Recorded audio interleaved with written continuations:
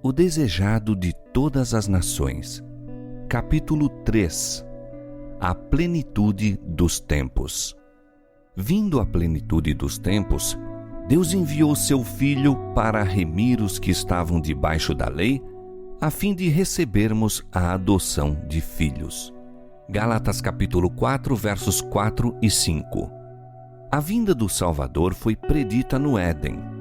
Quando Adão e Eva ouviram pela primeira vez a promessa, aguardavam-lhe o pronto cumprimento. Saudaram alegremente seu primogênito na esperança de que fosse o libertador. Mas o cumprimento da promessa demorava. Aqueles que primeiro a receberam morreram sem o ver. Desde os dias de Enoque, a promessa foi repetida por meio de patriarcas e profetas, mantendo viva a esperança de seu aparecimento, e todavia ele não vinha. A profecia de Daniel revelou o tempo de seu advento, mas nem todos interpretavam corretamente a mensagem. Século após século se passou. Cessaram as vozes dos profetas. A mão do opressor era pesada sobre Israel e muitos estavam dispostos a exclamar: prolongar-se-ão os dias e perecerá toda a visão. Ezequiel 12, 22. Mas como as estrelas do vasto circuito de sua indicada órbita, os desígnios de Deus não conhecem adiantamento nem tardança. Mediante os símbolos da grande escuridão e do forno fumegante, Deus revelara a Abraão a servidão de Israel no Egito e declarara que o tempo de sua peregrinação seria de 400 anos. Sairão depois com grandes riquezas. Gênesis 15, 14. Contra essa palavra, todo o poder do orgulhoso império de Faraó batalhou em vão. Naquele mesmo dia, indicado na promessa divina, todos os exércitos do Senhor saíram da terra do Egito. Êxodo 12, 41. Assim, nos divinos conselhos fora determinada a hora da vinda de Cristo. Quando o grande relógio do tempo indicou aquela hora, Jesus nasceu em Belém. Vindo a plenitude dos tempos, Deus enviou seu Filho. A providência havia dirigido os movimentos das nações e a onda do impulso e influência humanos até que o mundo se achasse maduro para a vinda do libertador. As nações estavam unidas sob o mesmo governo. Falava-se vastamente uma língua, a qual era por toda parte reconhecida como a língua da literatura. De todas as terras, os judeus da dispersão reuniam-se em Jerusalém para as festas anuais. Ao voltarem para os lugares de sua peregrinação, podiam espalhar por todo o mundo as novas da vinda do Messias. Por essa época, os sistemas pagãos iam perdendo o domínio sobre o povo. Os homens estavam cansados de aparências e fábulas. Ansiavam uma religião capaz de satisfazer a alma. Conquanto a luz da verdade parecesse afastada dos homens, havia almas ansiosas de luz, cheias de perplexidade e dor. Tinham sede do conhecimento do Deus vivo, da certeza de uma vida para além da campa. À medida que Israel se havia separado de Deus, sua fé se enfraquecera e a esperança deixara, por assim dizer, de iluminar o futuro. As palavras dos profetas eram incompreendidas. Para a massa do povo, a morte era um terrível mistério. Para além, a incerteza e as sombras. Não era só o pranto das mães de Belém, mas o clamor do grande coração da humanidade que chegou ao profeta através dos séculos. A voz ouvida em Ramá, lamentação, choro e grande pranto. Raquel chorando seus filhos e não querendo ser consolada, porque já não existem. Mateus 2,18. Na região da sombra da morte, sentavam-se os homens sem consolação. Com olhares ansiosos, aguardavam a vinda do libertador, quando as trevas seriam dispersas e claro se tornaria o mistério do futuro.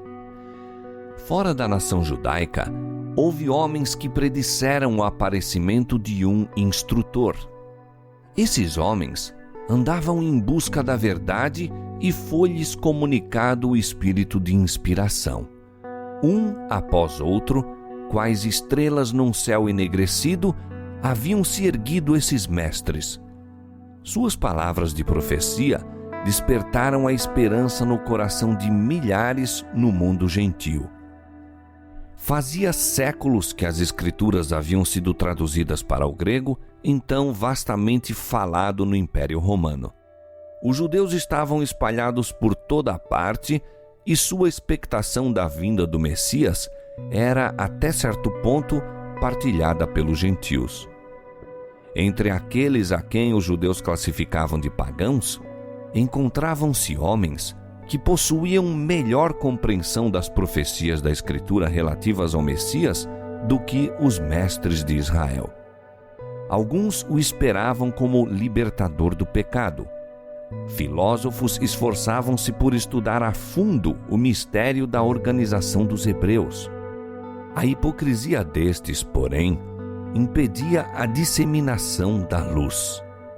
Com o fito de manter a separação entre eles e as outras nações, não se dispunham a comunicar o conhecimento que ainda possuíam quanto ao serviço simbólico. Era preciso que viesse o verdadeiro intérprete. Aquele a quem todos esses tipos prefiguravam devia explicar o sentido dos mesmos. Por meio da natureza, de figuras e símbolos, de patriarcas e profetas, Deus falara ao mundo. As lições deviam ser dadas à humanidade na linguagem da própria humanidade. O mensageiro do concerto devia falar. Sua voz devia ser ouvida em seu próprio templo. Cristo tinha de vir para proferir palavras que fossem claras e positivamente compreendidas. Ele, o autor da verdade, devia separá-la da palha das expressões humanas que a haviam tornado de nenhum efeito. Os princípios do governo de Deus e o plano da redenção deviam ficar claramente definidos. As lições do Velho Testamento precisavam ser plenamente apresentadas aos homens. Havia entre os judeus ainda algumas almas firmes, descendentes daquela santa linhagem através da qual fora conservado o conhecimento de Deus. Estes acalentavam a esperança da promessa feita aos pais. Fortaleciam a fé, repousando na certeza dada por intermédio de Moisés. O Senhor vosso Deus vos suscitará um profeta dentre vossos irmãos, semelhante a mim. A este ouvireis em tudo que vos disser. Atos 3, 22. E novamente liam como o Senhor havia de ungir alguém para pregar boas novas aos mansos, restaurar os contritos de coração, proclamar liberdade aos cativos e apregoar o ano aceitável do Senhor. Isaías capítulo 61, versos 1 e 2. Liam como ele havia de estabelecer a justiça sobre a terra, como as ilhas aguardariam a sua doutrina, como os gentios andariam à sua luz e os reis ao resplandor que lhe nascera. Isaías capítulo 42, verso 4 e capítulo 60, verso 3.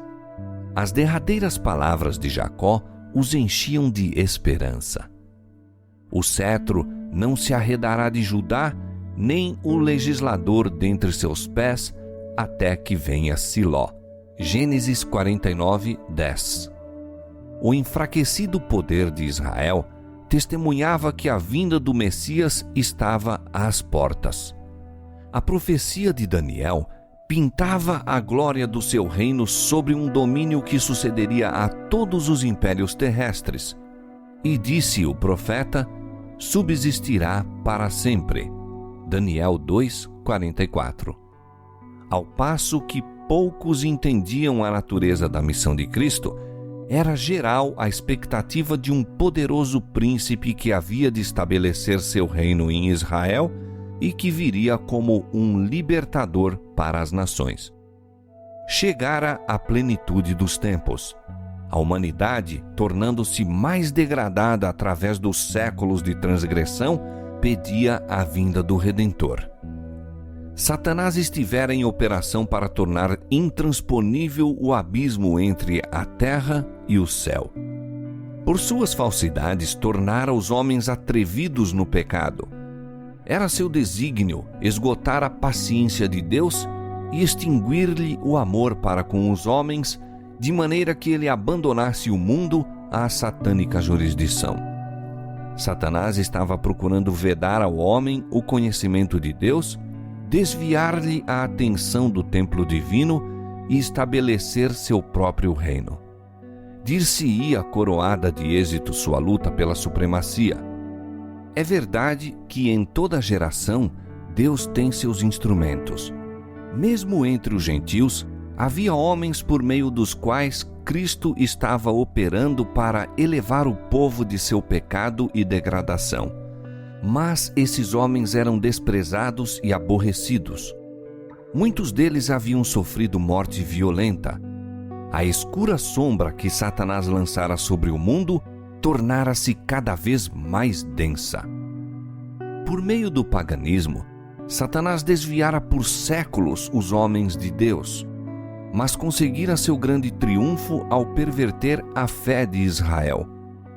Contemplando e adorando suas próprias concepções, os gentios haviam perdido o conhecimento de Deus, tornando-se mais e mais corruptos. O mesmo se deu com Israel. O princípio de que o homem se pode salvar por suas próprias obras e que jaz à base de toda a religião pagã, tornara-se também o princípio da religião judaica. Implantara-o Satanás. Onde quer que seja mantido, os homens não têm barreira contra o pecado. A mensagem de salvação é comunicada aos homens por intermédio de instrumentos humanos, mas os judeus haviam procurado monopolizar a verdade, que é a vida eterna. Entesouraram o vivo maná que se corrompera. A religião que tinham buscado guardar só para si tornara-se um tropeço. Roubavam a Deus de sua glória e prejudicavam o mundo por uma falsificação do Evangelho. Haviam recusado entregar-se a Deus para a salvação do mundo e tornaram-se instrumento de Satanás para sua destruição. O povo a quem Deus chamara para ser a coluna e fundamento da verdade, transformara-se em representante de Satanás. Faziam a obra que este queria que fizesse, seguindo uma conduta em que apresentavam mal o caráter de Deus, fazendo com que o mundo o considerasse um tirano. Os próprios sacerdotes que ministravam no templo haviam perdido de vista a significação do serviço que realizavam. Deixaram de olhar para além do símbolo àquilo que ele significava. Apresentando as ofertas sacrificais, eram como atores num palco. As ordenanças que o próprio Deus indicara tinham se tornado o meio de cegar o espírito e endurecer o coração. Deus não poderia fazer nada mais pelo homem por meio desses veículos. Todo o sistema devia ser banido.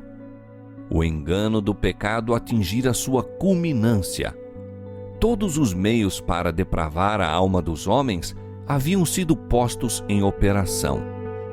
Contemplando o mundo, o Filho de Deus viu sofrimento e miséria. Viu, com piedade, como os homens se tinham tornado vítimas da crueldade satânica.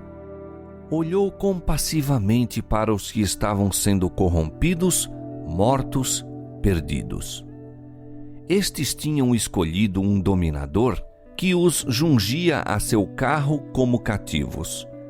confundidos e enganados, avançavam em lúgubre procissão rumo à ruína eterna, para a morte em que não há nenhuma esperança de vida, para a noite que não tem alvorecer. Agentes satânicos estavam incorporados com os homens. O corpo de criaturas humanas, feito para a habitação de Deus, tornara-se morada de demônios. Os sentidos, os nervos, as paixões, os órgãos dos homens eram por agentes sobrenaturais levados a condescender com a concupiscência mais vil. O próprio selo dos demônios se achava impresso na fisionomia dos homens. Esta refletia a expressão das legiões do mal de que se achavam possessos. Eis a perspectiva contemplada pelo Redentor do mundo. Que espetáculo para a infinita pureza! O pecado se tornara uma ciência e era o vício consagrado como parte da religião. A rebelião deitara profundas raízes na alma e violenta era a hostilidade do homem contra o céu. Ficara demonstrado perante o universo que, separada de Deus, a humanidade não se podia erguer. Novo elemento de vida e poder tinha de ser comunicado por aquele que fizera o mundo. Com intenso interesse, os mundos não caídos observavam para ver Jeová levantar-se e assolar os habitantes da terra. E fizesse Deus assim, Satanás estaria pronto a levar a cabo seu plano de conquistar a aliança dos seres celestiais. Declarar a ele que os princípios de Deus tornavam impossível o perdão. Houvesse o mundo sido destruído, e teria pretendido ser injustas as suas acusações. Estava disposto a lançar a culpa sobre o Senhor e estender sua rebelião pelos mundos em cima.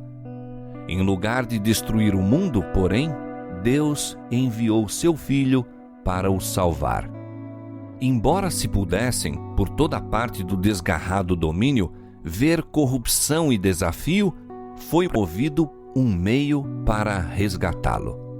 Justo no momento da crise, quando Satanás parecia prestes a triunfar, veio o Filho de Deus com a embaixada da graça divina. Através de todos os séculos, de todas as horas, o amor de Deus se havia exercido para com a raça caída. Não obstante a perversidade dos homens, os sinais da misericórdia tinham sido constantemente manifestados. E ao chegar à plenitude dos tempos, a divindade era glorificada, derramando sobre o mundo um dilúvio de graça vivificadora, o qual nunca seria impedido nem retido enquanto o plano da salvação não se houvesse consumado. Satanás rejubilava por haver conseguido rebaixar a imagem de Deus na humanidade. Então veio Cristo, a fim de restaurar no homem a imagem de seu Criador. Ninguém, senão Cristo, pode remodelar o caráter arruinado pelo pecado. Veio para expelir os demônios que haviam dominado a vontade. Veio para nos erguer do pó, reformar o caráter manchado, segundo o modelo de seu divino caráter, embelezando-o com sua própria glória.